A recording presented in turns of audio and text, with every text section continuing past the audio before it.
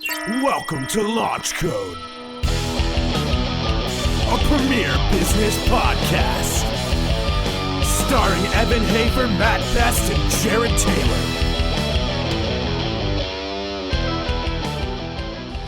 All right, well, welcome to Launch Code. We've got Scott Davidson, we've got Tir Simak, and this beautiful man to my right, Jack Mandaville. Welcome to Launch Code, Jack. Marhaba. Is this your first one? I did one with Logan a few months ago. Oh, yeah, I bet you did. Yeah. You do a lot with Logan. All right. I'm going to finish my cashews because I'm fucking starving. We're at a SHOT Show right now. Mouthful I of think nuts. I've had literally 2 meals since I got here. Scott, give me your 2-minute bio. Tell me what Bourbiz is all about. So Scott Davidson, I'm currently president and CEO of a company called GCO, and it's the day job, I guess I'd say. Government contractor, risk mitigation for legal compliance, as exciting as that sounds. But we'll go more please go in more. Yeah, before everybody falls asleep.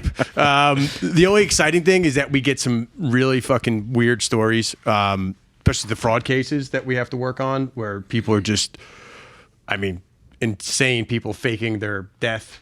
Things like where they have terminal cancer, and the DOJ's been watching them for months, and then they get on a plane, they go down to Florida, they're withdrawing money, cash. They think that they're smart enough. They get on a boat, and the agents have this all on tape, and then they go to the Bahamas and they put it in a bank. I'm like, they still got laws, dumbass. They're going to seize it. You're referring to things like DBA claims? Yes. Okay. So that's just, again, day job. Just GCO, we're growing, we're veteran operated. It's important to say that nowadays. We were just talking about that with the other gentleman. But Bourbiz is something a little bit different, and I think I really want to get into that particular item. So Justin Constantine and myself, if everybody's familiar with Justin was a Lieutenant Colonel, Marine Corps. He was shot in the face in Ramadi in 2006 with us, survived, inspirational speaker. Him and I met several years ago when I was teaching at Entrepreneur Bootcamp for Veterans for Syracuse University. And I always taught GovCon for that program. And we met him at NatCon. And we both, just through our own experiences, when we were both, because I was medically retired, so was he, we both went through that when we transitioned out, like none of us were ready. I wanted to be a career Army guy. I loved it, right?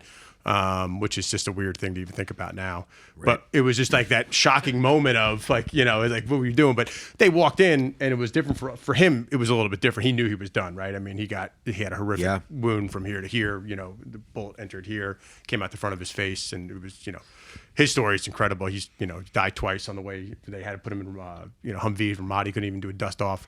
But anyway, so he knew he was over as far as his career. Mine was more of a kind of a shock. They came into the room, the physical evaluation board liaison officer, and said, "Hey, you're over."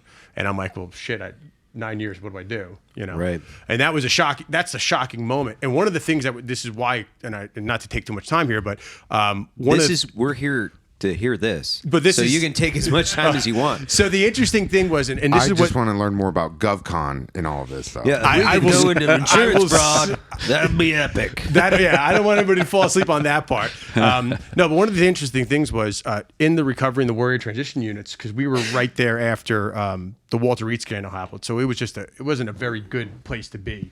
They kind of spread us to the 4 moons after we got on launch tool.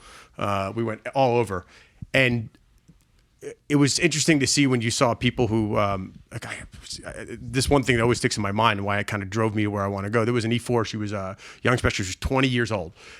She had a severe head trauma from IED. She got the concussion. She had terrible short-term memory loss. And they were trying to Article 15 her for missing fucking medical appointments. Because this is how fucked up the system was at the time. Because I had E7s that never deployed that were in charge of these people. Right. And I was in 03 at the time. And she's crying. I come outside the fucking office and I'm like, "Hey, what's going on?" She's crying. And she just said she tells me what happened. And I just, you kind of lose your mind. I went and saw there was a 04 was a major, was in charge of the unit. Because actually I was there. So most of them were prior to that were like E5 and below. And then 03 shows up and they had to put an 04 over me. And I was just shocked at the behavior. And then needless to say, I caused a lot of problems. I called the hotline because they were still trying to still knock her down. And I'm like, "You got to be fucking kidding me." And I told the major, I go, "You got 24 hours. You really got to fix this, sir."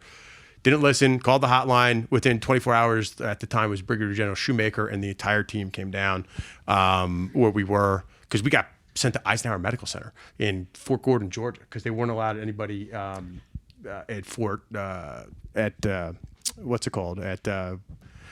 What the hell was it? The one over there, Walter Reed. Yep. No, so they came down, town hall, cleaned it up, and I remember the major calling me in. I couldn't really stand tall. I was on crutches, but I stood as tall as I could, and he's like, "I fucking want you out of here as soon as possible. I don't care. You're not gonna be. It's not gonna be 6 months like we said. You're gonna be out here in a week." And sure as shit, I mean, they had me through, retired, done within a week. Wow. And he's like, "You're a troublemaker," and I'm like, "Fuck, I was just Doing the right thing. exactly the right thing." Yeah.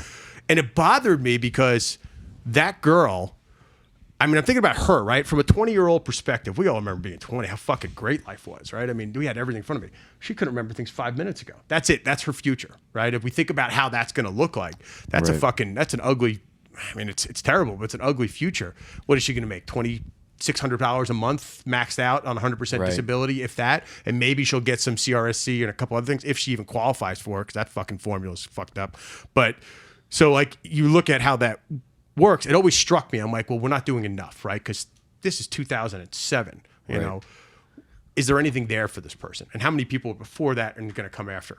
So Justin and I met, and we had similar stories. He was just, you know, and he was a pretty high profile case. He was a major at the time. He was a JAG officer. People didn't realize that he volunteered to be civil affairs to go with the Marines when he got shot. So he had a good bunch of people there, but he also felt like he was lost. But he was smart enough where he could circumvent this, you know, any of the issues there because he was an attorney, right? So he made that where it was, for him, he was able to navigate it, but he also saw the same issue. So we kind of came together and we talked over it. We had a drink at this NatCon, and we told each other our stories. We kind of talked about it. And he goes, "What the fuck can we do different?" And that's where we kind of started saying, let's put something together. And really what we wanted to do was we wanted to be facilitators. Basically, we said we wanted to put together an event where if you walked in, if you're a veteran, military spouse, caretaker, and even a civilian for that matter, because that's an important part about bridging the military-civilian divide, we want you to walk in and have every resource available to you.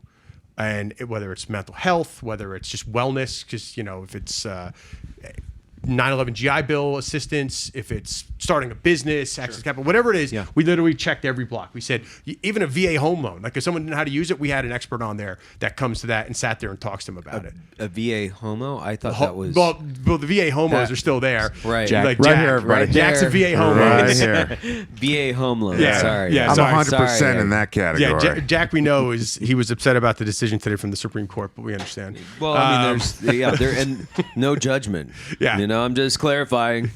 You're good. We're good. Even though we're sharing a room tonight, I got to stay on the other side. I'll be watching.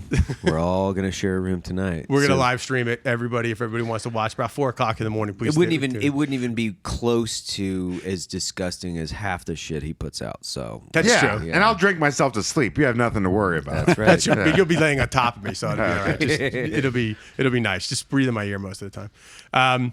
So fast forward. It's through trial and error, right? We went through. It sucked the first couple of times. The first couple of years, we recognized that 50 people are showing up. It's garbage. 75, it's not working. So we started doing was changing little things, and then of course, lo and behold, we said, well, we need to introduce alcohol. Because let's start giving what we wanted actually was to get the distillers and their sponsors, because that's really what we said. We can start to be able to build this more, right? Because it made sense, because everybody else wanted to go with the real safe brands, and they were afraid to do anything liquor wise. And we did get shit about that from some of the, I'd say, more modern, not modern. I'm sorry, the older VSOs about the whole thing. I'm like, you're so nickel beer. Why do you care? Right. They had an issue with it. What? Yeah. It was ridiculous, but we said it didn't make sense. I said, if I can go to Tito's, I can go to any Budweiser, anybody, Coors Light, whatever it is, they're going to want it because it's military. Jack Daniels, nothing but military, right? So that's the way we kind of drew the path. We said, all right, let's start to stagger the way the room looks. Let's say we're going to set up things in a certain manner as far as where the liquor was. And by that second drink, everything was humming. And we started to see the increase. Then we started to have more and more resources come out. And now where we are now, which is exciting. So our last event in Washington, D.C. Had 881 or 883 people. 71% were post 9/11 veterans. It was a great split, and it was packed. Jack, of course, our famous MC who runs around. Well, you know what happens at those things? Rich and I scream around. We do our terrible jokes all night, our little anecdotal things, right? And by the time the end of the night comes up and we have to push people out, no one listens to us because they're like, "Oh, those are just adorable idiots over there." And I start getting angry, trying to assert myself, and then people get angry at me because they think I'm a dick, even though I'm just trying to assert myself. Yeah. You need to go. Look at me right now, getting all worked up about it. You're getting really worked up. So funny story. I went to the your event, the Bourbiz event in San Antonio.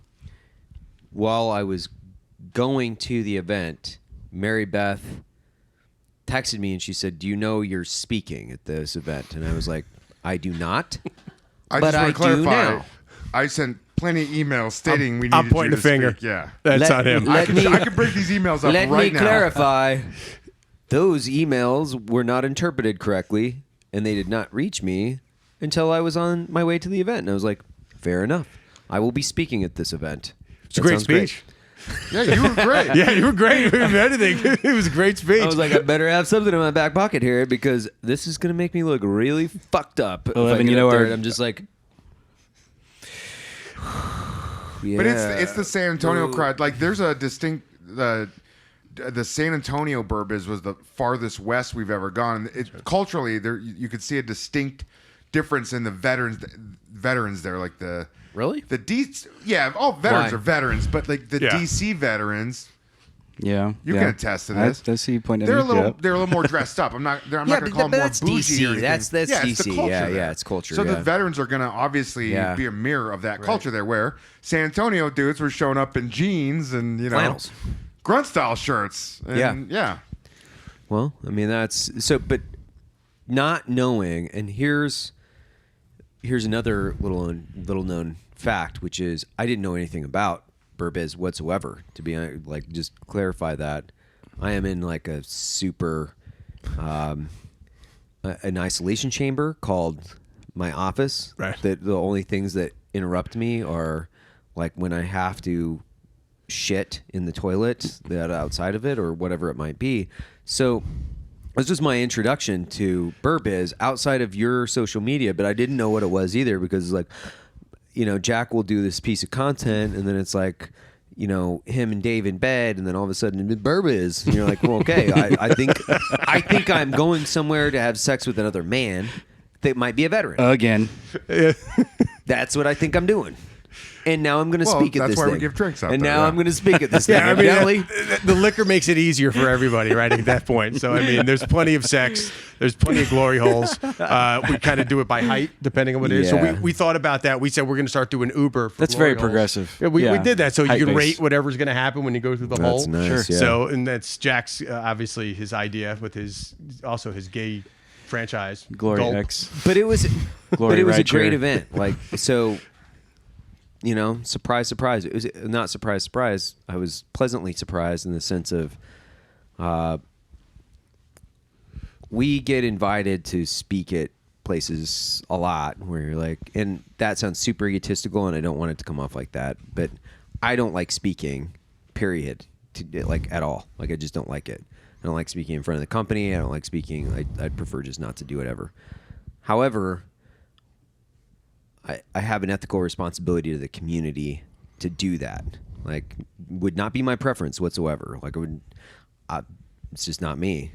But I do feel it's important for the story to be out and be told to other veterans because I do know how fortunate I am. I do know how fortunate I am to have the company and to have run the company and to also, that's a big part of the company, which is, hey, if an idiot like me can do this, like, and be happier than I ever have been in my life, like, hey, you guys can do this too.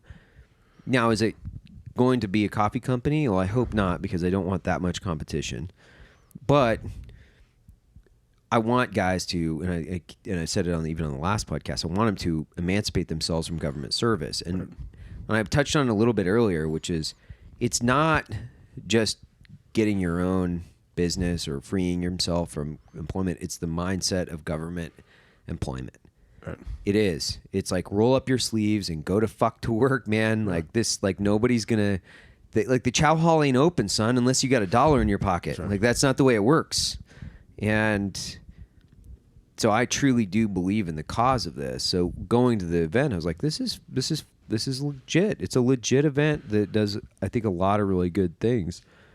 And I was really surprised, like very surprised with the amount of veteran entrepreneurs there that were just like fucking knocking it down. I was like, this is great. This is freaking awesome. Which was really cool to see. We knew that you were coming, and other Black Rifle people were going to be there, and you guys, your story's pretty well known. But I was brand new to San Antonio. Right. I hadn't even moved into my apartment yet, and that was Scott's first test putting it into that market, and to see that vets were doing that around San Antonio as well, because we were kind of in that DC, New York, that East Coast world, right?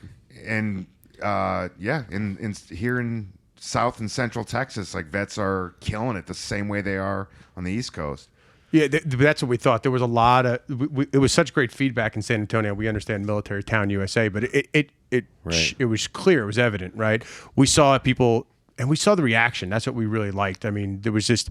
It was a good vibe. We even said that afterwards. We thought that was for a first time into any city, and we've been to Tampa, Atlanta, and we've had some bombs, right? But that was probably our best. It was by far our best for first time into a venue, right? So we like that, and I think one of the things that we were really. So one of the things we're trying to do is, because even Justin and I had always agreed to this, is that it will always be free. Right. We will never charge anybody to come in.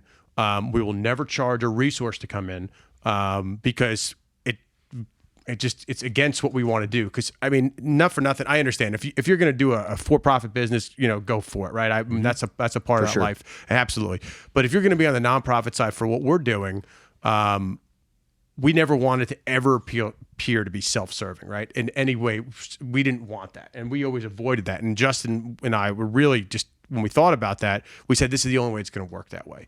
And that was always an interesting, and we always like that because it reduces barriers, and you guys know that. I mean, you just start taking that down. We didn't see a decline in ticket, as far as show ups, anything like that. Right. You usually think, okay, if people pay, they're going to show. But as we started to grow more with it, we recognized, okay, this is working now, and that's really what we really wanted to do. And now where we are, we just signed. We're going to be with the MGM National Harbor is our next event in What's April. National Harbor? So National Harbor. So MGM in DC, MGM Grand opened up their first casino property in Washington D.C. Okay. They call it National Harbor. Right across the bridge on the Maryland side there. Yeah. Oh, nice. Okay. Yeah. So you're literally they did that for their own gaming laws, but so that'll be in April. And we're now in a much organized, different type of venue, in the sense that we always felt that this was going to be a natural transition for us because we were outgrowing our space. Right. And DC showed it, right? Because we would shut down registration at 700 because that was the capacity of the venue, and 800 plus would show. And we'd have to worry about rotating people in and out because they couldn't hold it, and we weren't going to do that. And people would just show up, they didn't even register, and we would take care of that. So we said, we got to fix that problem. So MGM solves that issue. Open bar, that's the only difference, is that we don't have that. It's open bar for 4 hours. There's 3 of them, actually, in the venue that we're going to be in. There's going to be food, too. So don't hold me to how good that food is. Do you let Jack drink at these things? Do you drink? No, I don't. Well, not while I'm working. Wow. No, I don't. I did notice that because there's a professional side to Jack. Yeah. He's always a professional. Just a matter of the type of profession that he's in, I suppose. But when I'm not in professional mode, I'm he's a a beast. walking wreck. Yeah, I'm he's a wearing fucking diapers. disaster. It's amazing. Great. Yeah. It is It's amazing. an amazing, like, good on you, sir, because he is a He fantastic took catch. a risk. He never asked me, "Are you going to drink on the job?" He just trusted me. That's true. I never did that. Well, we did have one. Who was it? Because we have a videographer and interviewed people, and we did have that where we got fucking sloppy, and we never. That was the end of it. That's right, because that was the worst. We had to edit that whole thing out. Yeah, my only job at the thing is to talk. So, and I know, like, I can't be consuming alcohol if I want to be productive. Not there. that that everybody, half the people there are so tanked, anyways, they wouldn't notice. But I got to be. I sometimes I'll have a drink at the end of an event. Yeah, at the end, I can see that. We do a shot. So get into what it is. Like Bourbiz, Get into it. So really what it is it's, as we said, we're facilitators. We want it to be it's not a new format, just I call it enhanced format. It's a matter of bringing a bunch of resources out there and basically saying for everybody, like I said, one-stop shop. It's a power networking experience, essentially, right? It's a networking event. It's absolutely a networking event. Got it. Where you could connect with any resource that you can fathom with regards to, well, not every resource, but up there, but as far as actually being a resource that helps veterans, military spouses, caregivers, but also the other part what we wanted to really step up, which we noticed, was the big civilian. We want to bridge that divide, right? We're starting to get a lot more of the bigger businesses in there, so they can start to talk and recognize that, because the divide grows every day. We got to make sure they recognize that sacrifice, right, and understand the difference. And that's really what we like. And listen, they're going to drink and have a good time, but but that's also part of the transition with jobs. That's a part making sure they understand who they're trying to market to, and they're actually, we're trying to keep them honest with regards to the whole veteran hiring programs. Yeah. So we usually try to force them in, not force them, but we say, hey, come out and just see what it's about. But that's what it is. It's a 4-hour power networking event. Never want it to be longer than that. We don't want to take people out of their element. We want people to be able to come. But in that 4 hours, they're going to get their time and walk away with, holy shit, that's what that experience is. They can meet an Evan. They could meet Mark Rockefeller, or they can meet all the different individuals. Oh shit, he's here too, by the way. I keep forgetting he's texting me. Yeah. He's a fucking great dude. Yeah, so I love that guy. Mark, so that's what I mean. So Mark's our good partner, Street Chairs. He does all the Access Capital They've been there meetups. pretty much since day Since the one, beginning. right? Yeah, since the beginning we've been together. So one Bourbiz event, 4 hours. What's the rough cookie cutter for an itinerary for an event? So basically, you walk into it's a little bit. You walk in, sign up, register. You walk through the door. Now we have these roped off areas inside the venue, and they're kind of scattered, but they're all, as far as that, there's couches. They're called meetups. Okay. And there'll be an Access to Capital meetup, or there'll be American Corporate Partners, where they have the actual mentors. You can sign up from all these large businesses just sitting inside this red rope little area. There's 8 of them, and you can go do that. If you're not doing that, you can wander over to what we call the Power Pit at this point, where it's just going to be anywhere between 70 to 90 different C-level type resources for people to network with. And that doesn't have to be C-level. That could be anybody. I got people from the David Lynch Foundation do transcendental meditation that they can sit there and they can talk to them. I have somebody doing yoga. I know we were talking about that a second ago. We have everything from that to, Student Veterans of America. So that's where everybody kind of gets, where they get their drink, they peel off, and they go into this pit, and it's just a fucking whirlwind, right? Oh. And then we like that. So they can go and have a more relaxed, not relaxed, but a one-on-one quiet time, little area, or they can go into this power, this power pit essentially. We are adding things. So this time around, we do have somebody was one of my clients actually. He passed away last year. He was a service-stable veteran on small business. He willed for the next 5 years, $25K for us to do a small business grant competition. Nice. Only for veteran businesses. I thought it was a great name. Burt Williams, his company is called Victor 12, and he has that. So this is our first time for April. Yeah. And so we're working with Street Chairs Foundation, and they're going to run that competition. And we'll actually give the check on the stage to do live voting. So we have a stage, 8x12. Oh, I thought you'd do it in the Power Pit. It's in front of the Power Pit. Gladiator style. It is. Oh, I want this guy. We'll fight with him and Rich High and Angry Cops. We'll let them fight it out for the money. I love that. I love that idea. That's not a bad idea. I feel like Rich would beat me. He's in cop shape. Yeah, he is, but I'm in 35-year-old ex-Marine shape. You're scrappy. I am. And I would say dangerous because you're mentally unstable. Yeah. So and that's bite. where That's biter. right. He's a biter. You're a biter. Yeah, you're a scratcher and a biter. Yeah, that's a good point. Yep. There's no escalation. He's a scratcher and a biter. He's dangerous there. Yeah. So you've got the Power Pit. You've got this 25,000 grants up for grabs. Is that at each event or is that annually? That's going to be an annual basis. Okay. And it may grow. It may grow depending on that. But yeah, for Bert to kind of come out, that was just we thought that was a nice addition. Yeah. We didn't expect it, but we said with Street Chairs, we said we absolutely have to incorporate it because why not take that advantage of that? And it kind of boosts just because the visibility of what we're doing. We want more veteran entrepreneurs, and you can be pre-revenue. They have a very robust platform with regards to how they judge people and how with regards to. Now, how's this grant work? So the grant works is. there'll be three. You get 3 places. So we'll give money to the top 3. Got it. Again, it could be pre-revenue, post. You have to be a veteran-owned business. Yep. They submit a business plan. Right. They do a video submission as well. There's a panel of judges that will review that first. That whittles down to 10. And then Street Chairs then has a social contest about it as far as social media voting, where they show basically their whole package. Why are we not doing this? And then What the fuck? And then Evidently, my emails aren't good enough. it was the same email where you were speaking that night, right? So I guess. It appears I did not read any emails. I've never pitched that before. Yeah. And then what happens is, the way we're doing it now is, so we pick the final 15 days out.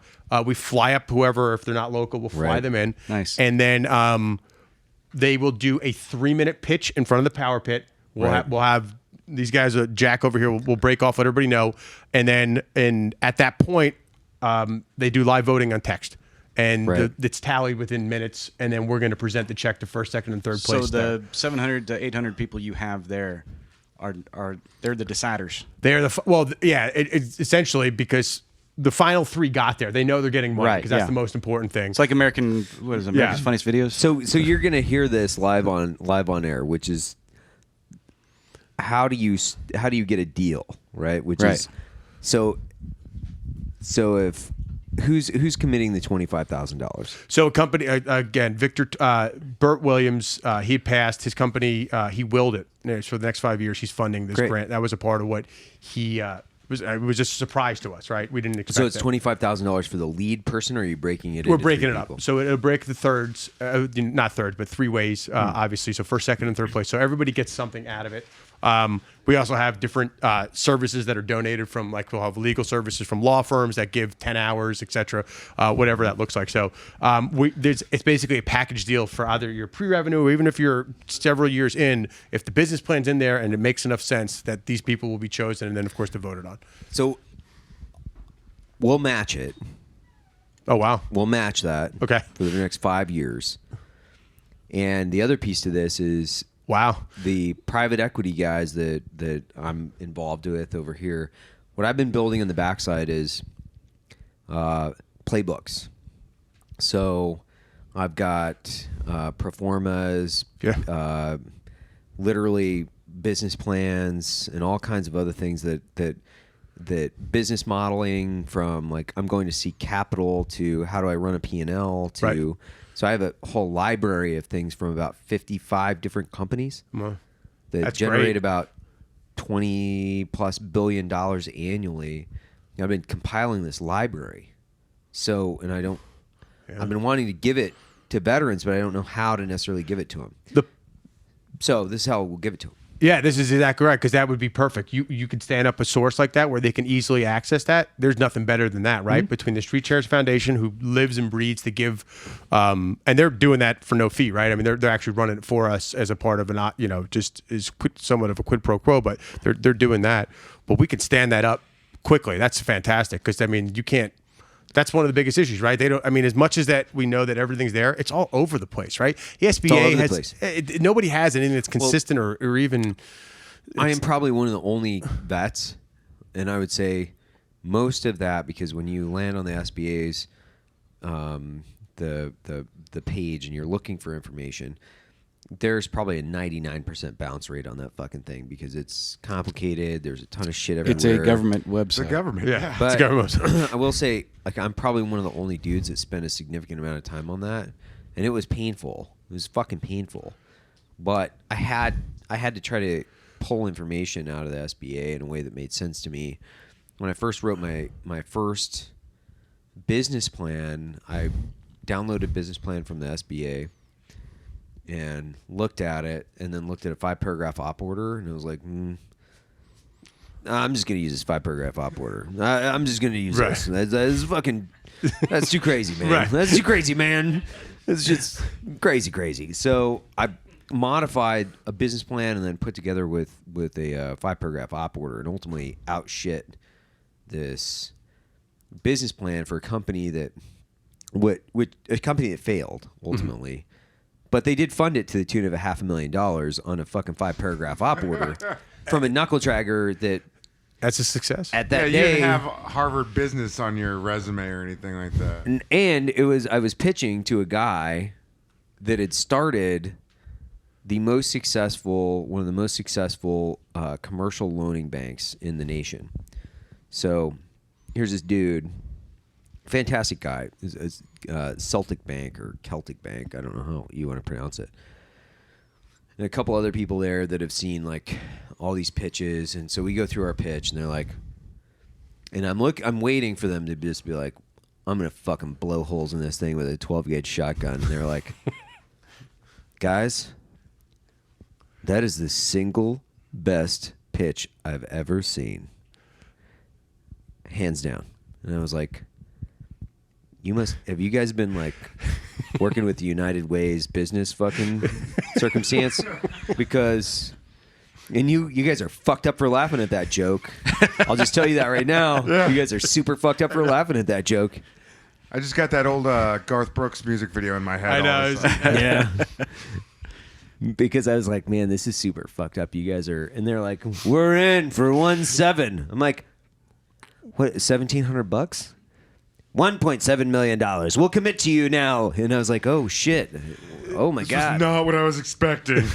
Guys, I was not expecting this. I did not come out here. But yeah, they were, the problem with the company, and a lot of different problems existed, but ultimately they were in for 1.7, but we only saw $500,000. So we were projected on a burn rate, as they call it in the biz, on my burn rate, to blow through about 1.7 before it would even be profitable. Well, we only saw $500,000, so the first round, and not even on a first round, because at that point I didn't know anything about it. Right. Like, okay, so how are the tranches of capital being infused, and what are the phase lines and timelines? Like, I didn't know enough. I'm like, hey, you guys are good for it, you know? Hell yeah. So when it landed in the account, you're like, okay, well, I'm rich, man, $500,000. And about 8 months later, we're like, we're poor, man. Fuck. Like super fucking poor. Like a fire festival we're situation. fucking poor. Super fucking poor. Yeah. I got a cool shooting jersey out of it, though. You goddamn yeah, you did. sure did. Yeah. And that was a great learning experience in so many different ways. But pitching a company, getting funded, leaving government service, just like figuring it out. And it looked like a team room planning fucking session, because we had butcher block. It did, yeah. All across every fucking Dry erase every butcher wall. block. Yeah. And all we were trying to do is figure it out. That's not me digressing into some stupid story about myself because I'm an egomaniac. I'm Well, you just are very saying. important. No, but it's an important lesson though, because it highlights the issue, right? Because let's be honest, if we look at how many people transition out, right? There's 92 Yankees or fucking 71 Lima, or they're not going to have Those MOSs, by the way, do not exist. They're not because real. That's not a But real that's what I'm MOS. saying. Like, where do they go? Because they're not going to be competent. Not to say it, but the reality is that they've been. There are literally, I think, of 5 MOSs in the entire military, right? There's 18 Alpha, Navy SEAL, 18 Bravo, Green Beret, 18 Charlie, Force Recon 18 Marine, Delta, right? That's right. 18 Fox, and 18 Zulu. Fighter pilot, That's right. Okay. right? That's all the Air Force is fighter pilots. Fighter pilots. Yeah. Like, it's fighter pilots, I think, and that's it, because the Air Force, well, PJs, And right? the unpaid Coast Guardsmen. Oh, That's right, the unpaid Coast Guardsmen. So I understand what you're saying Oh, with those that's a good numbers point. and stuff, but ultimately there's only 5 jobs in the military. Because I've never met anybody that served that didn't have one of those jobs. But that's the sad He reality. knows. It's true, right? I mean, you look at that, but that's where the failure is, because they look at you and they're like, they just don't have the resources. But like you're saying, it's important to be able to get that point where, like you said, it's fucked up like a football bat, right? I mean, you're looking at the SBA website and you just don't know. Like you said, you're one click away from hanging yourself, and you probably spent how long on there, and that's the resource, right? I mean, anything else, they can Google something. You don't know if it's credible. You don't. And that's a really good point, because I spent a lot of time trying to figure out what was legitimate information, and then who's putting the information out, and then why are they putting it out, and then not only that, but what kind of a business are they in? Because that matters too. Yeah. With your with what happened to you previously, the way that with your experiences with that money kind of just disappearing, do you think you at this point have a keen eye to identify if someone else is going to make that same mistake? Oh, based yeah. on certain habits and everything? Yeah. And it's scary, man. Like, it's scary when because our model was built on $1.7 million and being able to build the company out over that. 1.7, whatever it was. It was close to that. I've actually never told this story. I've never told the story. And so we were on a burn rate for 1.7, and then we went in for a meeting, and our programmers that they had hired to build the site were like not being paid. Okay. And then we went back to go figure out when we were going to get the next tranche. And they're like, well, man, we just don't really want to do this anymore. No shit. And like, well, oh man, what are we going to do? At the end of the day, it's like, well, if you don't have a piece of paper that says, and that's when I realized there's a difference in an operating agreement. Like we know what those are, I think, but then an agreement, in a funding agreement, and you've got a bunch of other things that you can go in there. And two, you can have equity stakes to a company tied to tranches of capital and timing, right? Fuck, we didn't have any of that stuff. Like, none of it. We're just like, you guys are good for it, right, bros? You guys are good for it. And they weren't. They weren't good for it. So if we would have known, that would have shifted the entire way that we actually started the business. We would have done things completely differently. But we rolled out of bed one morning and we're like, it appears we have 20 grand left. All right, well.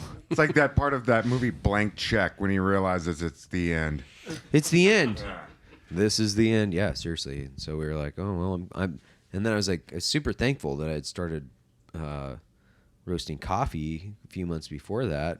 And oh, so you were already learning the coffee biz a little bit. Yeah, I was like, hey man, like this is and there were a lot of different reasons why, but I was like, man, I thought they wanted to do more of like these traditional, my partners in this wanted to do these really traditional marketing spends where you'd hire a fucking marketing company X and spend like $50,000 for them to do nothing, right?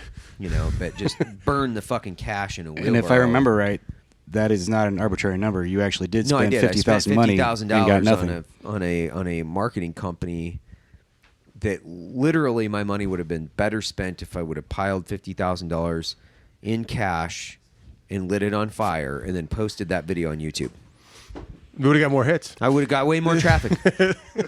That's right. That's some Jake Paul stuff. That's right. There. I mean, that is. I mean, besides shaming some suicide stuff, you're good. And I'm on the phone with these marketing guys, and I realized, like, after a couple months, they didn't know what the fuck they were doing. Like, they didn't know what the fuck they were doing. They didn't know how to market the product. They were taking all of our ideas, which is the genesis of why we're so pinned into marketing, because they were just taking our ideas. I'm like, what in the fuck are you guys going to come up with an idea, man? They never came up with an idea. They cashed all the checks, made sure to cash all the checks, right? So the next go around, I was like, not going to make any of these mistakes again. Like, never again will I make those mistakes. I'm going to do my own fucking marketing. I'm going to figure this out for myself. So when the funding was gone, it was like, and I shouldn't even call it funding, to be honest with you, because we weren't really paying ourselves even a livable wage. But I hibernated, and it's like, I better fucking learn how to market real fast. Well, I mean, that's the important lesson, right? Because those are the things that we need to be able to get out, especially if we're going to fund, even pre-revenue for that matter. We don't want to see them. I mean, listen, we have to make mistakes obviously to grow, like you said. Right. But I don't want to see, I don't want them to fall into trap. We all did it, right? Even when I started my company, you look back and you're like, fuck. But we didn't know. There was no. I mean, we didn't know. Nothing teaches us the military that this is the way it's supposed to be. That there's a bunch of shit marketing companies or people out there that are just going to look to take advantage of you. And it happens, right? It happens to all of us. Every day, all day long by 90% of the marketing companies out there. It is. PR and marketing companies are and obviously I have a negative experience in my past that's, somewhat, I'm an injured person because of it, but that is the biggest fucking scam. Absolutely. It is the biggest fucking scam. Up there with SEO companies, right? Yeah, SEO. Oh, my God. Oh, let us fix your fucking Google ranking. We Like, just get the pop fuck that out of hood, here. see what we got going on there. One of my favorite things to do recreationally, of course, is to dismantle marketing companies. Like, just fucking shred them like sit in a room with them with a group of people and dismantle them in front of their entire fucking company, like companies, like just fucking destroy them, like just shred them, like eviscerate them and leave them on the floor and go, yeah, thank you for inviting me out. I appreciate the opportunity to speak. Like, because the last one was a marketing company that wanted to pitch for our business, right? And I've fallen for this trap on a couple different occasions. So I fucking despise marketing companies all the way, like uniformly, probably 100%. I fucking hate them. So I would go out and listen to their pitch. And then like my favorite scene in one of my favorite movies is The Inglourious Bastards, where the bear Jew is like beating the bat on the way. It's to coming the out, tunnel. yeah. And I always felt like the bear Jew, as the guy would finish the pitch and sit there and go, what do you think? I always felt like I'm the bear Jew walking down the tunnel with a fucking bat, getting ready to bash your stupid fucking head off. And you want them to know it. I do. Before you do I want it, to too. fucking destroy to them know it's publicly in coming. front of their company and go, you guys are a fucking sham. You're a fucking sham, and everything about this is a sham. There's definitely a little snake oil salesman element to that. There's a huge amount. It's like... And they prey on. I would imagine Absolutely. they prey on those- businesses that absolutely. have loans and they Yes, got sir. a little dough to throw around. But they may not have the confidence to do marketing on their own. They prey on those people. Yeah. The government How many- actually helps out with that. If you're trying to get on the GSA schedule and you register, all of a sudden everybody's calling you. Hey, let me help you with that Everybody's GSA on your schedule. ass. Sam, this isn't How for much is that award going to cost? management. About $10,000. I'm like, you realize that is not even close to what I made this year. Yeah, with no, this company. that's a serious problem too, especially on the government side. I mean, we can go into that all day about GovCon. Oh, but let me file not an good. LLC for you for fucking $500. Oh, There you yeah. go. Yeah. That's Get what the legal fuck outta Zoom is here. for. Yeah. Right. You know that takes 15 minutes, right? Like, literally 15 minutes. Like, let me file a fucking LLC for you for $500. Get the fuck out of here. But- today, in my position with 100 plus people in my company, if we paid somebody else to do an LLC for us, I would fire the person. I would say, you're fired. Goodbye. $500, get the fuck out of here. Yeah, but that's an important thing, right? Like you just said about building the resources out, letting them know that because they don't know. They don't know. They don't And know. it's so important for guys because it's like if they hit a couple of these obstacles and they just get their guts punched in, like not everybody's going to be able to walk into a boardroom and go, hey guys, I got this fucking op order for a cool idea. Oh, here's $500,000. Like nobody's going to be able to do that. And I understand that that's like, that does not make me special. It makes me fucking lucky. Like it makes me lucky. I'm not saying that whatsoever. So I had the opportunity to spend somebody else's money and make a fuck ton of mistakes and basically learn from those things. And then having no money, selling all my shit, having less than no money. Starting from scratch. Starting from scratch, yeah. And a couple coffee beans. $1,800, and it was important. And the reason that I say that is I started the company because these guys didn't believe that we could do our own marketing.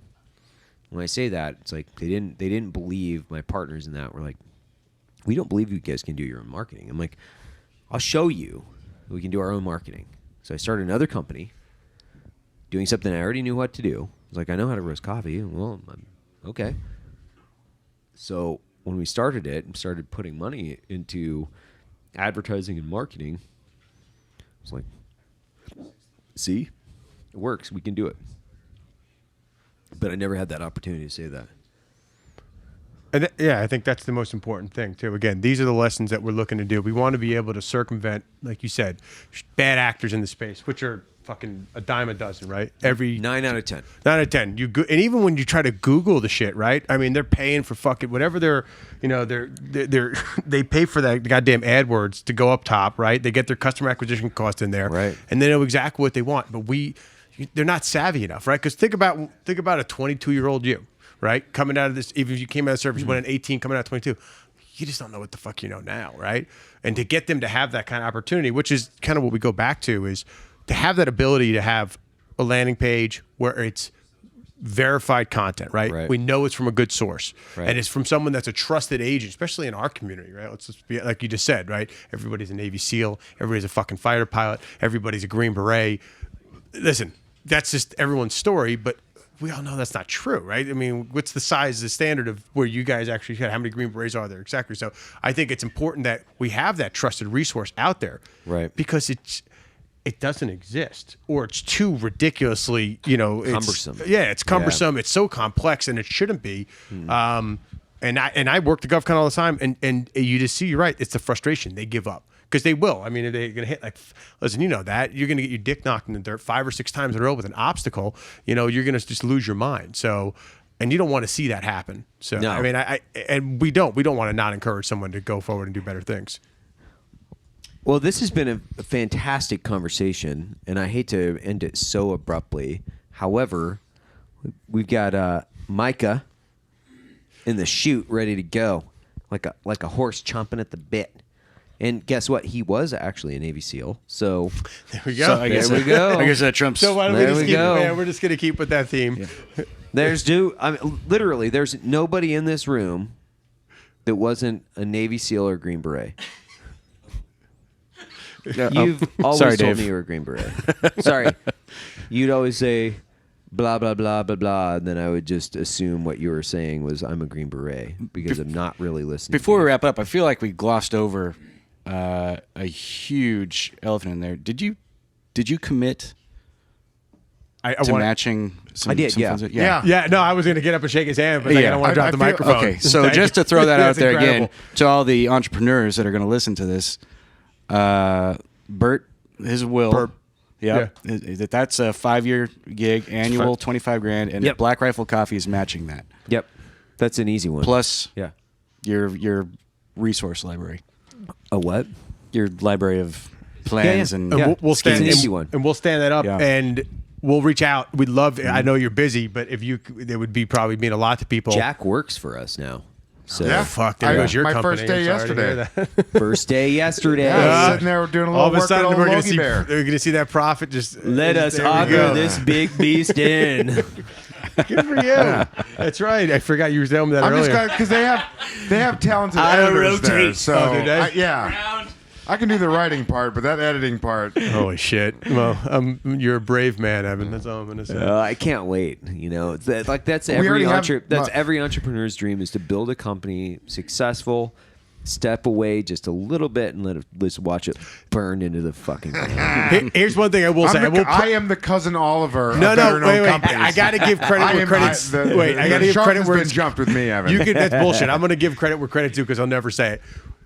100%, they fucking said, everybody, even Justin's like, what is this Jack Mandaville guy? Everybody, and I'm sorry, Justin, I'm not even going to say our conversation that time, but I said, I'm telling you, it's a difference. And I will say he 1,000% made that following more of a cult following at the beginning, and that made a difference. And then Rich Hyde, another great person that did everything between I'm not you Jared two. Taylor level, but I like to connect people. No, it did absolutely. And he's an amazingly talented person. I've said it on so many podcasts. It seems a little bit weird at this point because I don't say that about anybody typically.